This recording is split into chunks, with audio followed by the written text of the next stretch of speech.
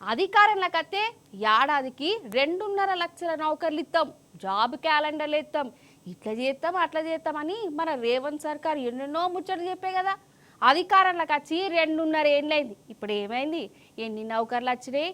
నౌకర్లు అడిగేటోళ్ళను జైల్లో వేసే కార్యం పెట్టుకున్నది కదా సర్కారు. ఆగో మళ్ళోసారి నిరుద్యోగులు రోడ్డు మీదకి వచ్చిరు. మన సర్కారు ఏం చేసిందో చూడురు మీరే. ఎంతకాలమని ఓపిక పడతారు చెప్పురి.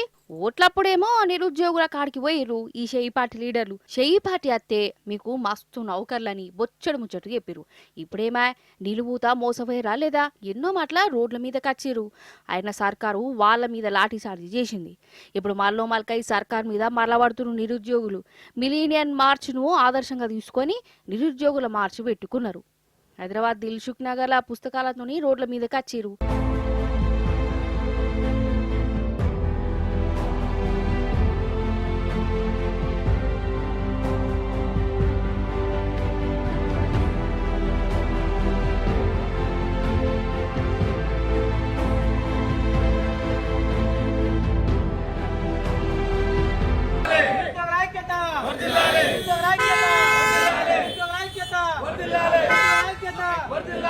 కాంగ్రెస్ పార్టీ అధికారంలోకి వచ్చి 2.5 సంవత్సరాలు గడుస్తా ఉన్నా ఇప్పటికి కూడా ఒక్క జనరల్ నోటిఫికేషన్ వేయకపోగా కనీసం నిరుద్యోగుల సమస్యలు వినేటటువంటి పరిస్థితి కూడా తెలంగాణలో లేదు.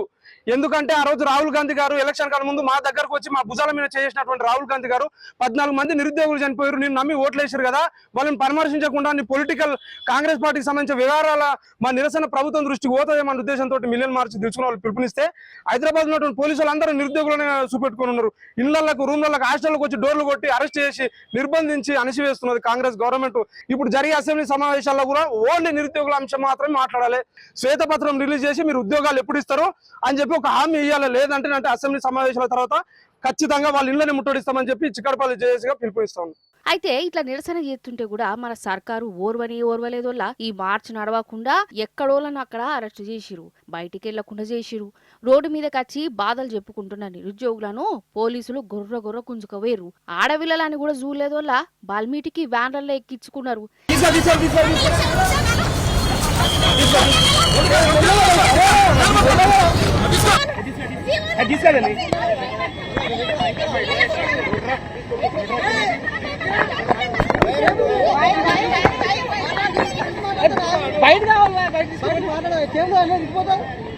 ఏంది అసలు? ఏడాదికి 2 లక్షల నౌకర్లతోమని చెప్పింది వాళ్ళే.